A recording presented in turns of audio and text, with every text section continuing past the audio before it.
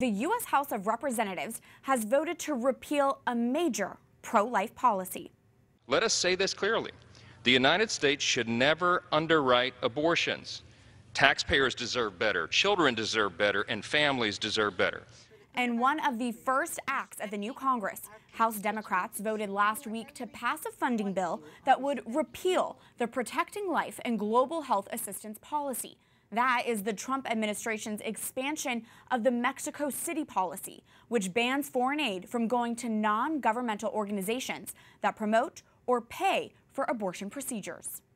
To help us break this all down is our pro-life panel this week. Marjorie Dannenfelser is president of the Susan B. Anthony List, and Tom McClusky is president of March for Life Action. Thank you both for being here. Thank you. To be with Tom. This is an excellent panel, especially for this week in particular. Tom, first off, can you walk us through this pro-life policy that the U.S. House voted to repeal? Well, it's a policy that's been in place since 1984, and that protects U.S. taxpayers from having to pay and subsidize abortions overseas. And it's something that Republican presidents always implement and Democratic presidents always repeal. President Trump, to his credit, actually expanded the policy to include all the government agencies. And what we're seeing here from what the Democrats are trying to do, it's an abortion imperialism, where they're trying to use taxpayer dollars to promote abortion in countries that do not want to see abortion in their countries like from Poland to Uganda to Kenya. And this is just not something that, when we're talking about health, abortion should not be part of the conversation. Marjorie, as a pro-life leader, why is this expanded Mexico City policy so important? It's huge. It's a banner for what we are about or we're not about. We're either about protecting life internationally in our programs, or we're for undermining life, undermining the cultural values of other nations, undermining our own negotiations on other issues when we've hurt or damaged our own reputation because we're undermining the laws of other countries. The Mexico City policy, which it used to be called, which is now called the Protecting Global Health in Foreign Policy or something like that, sorry. Long title. Whatever the long title is huge because it is a marker about what we stand for, and it also is, I would say, the second most important pro-life policy that President Trump has set down.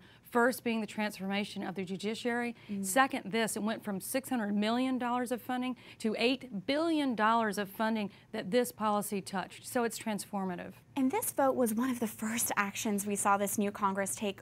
What does this tell us about the next 2 years?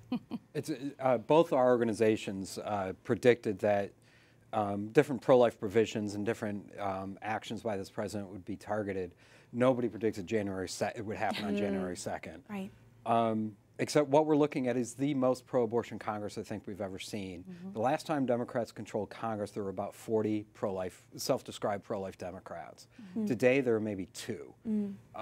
And that's really going to show, I think, in a lot of the policies they're putting forward. I think it's remarkable that on January 2nd, that this is one of the first actions as Speaker in the new majority from a Speaker who's talked about a big tent for Democrats on the abortion issue. This is the first thing she does to counter one of the first things that President Trump did when he first took office. So one thing that is a gift, and it is contrast, when we can truly see the difference and the choice that we have in terms of coming elections, but also just in terms of where we want to put our prayers, where we want to put our efforts, and where our lobbying makes sense. Speaking of members of Congress, are there specific members you'd like to applaud for speaking out against this repeal?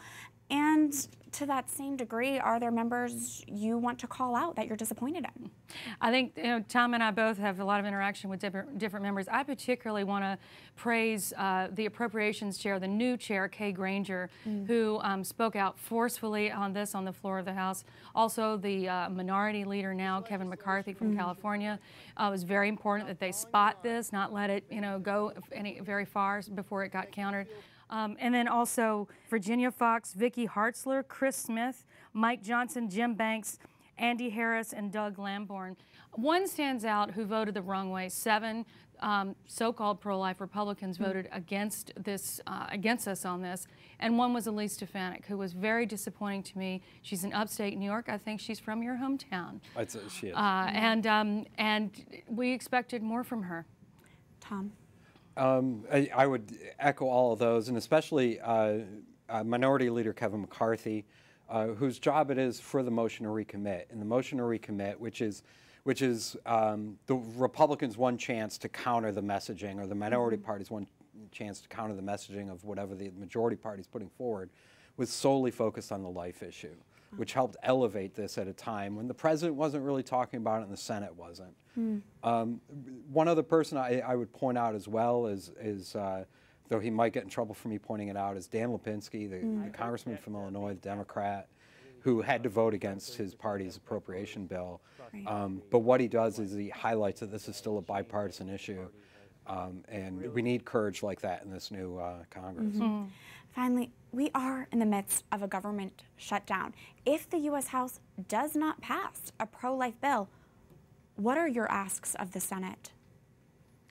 You go first, Tom. The main thing would be that nothing should pass this Senate and nothing should be sent to the president's desk that isn't pro-life.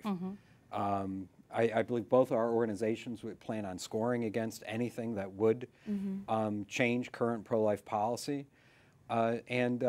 If there's, look, the wall and border security is very important, I know, to a lot of people. For the March for Life, it comes down to the unborn, and there's no better reason to shut down the government than protecting the unborn.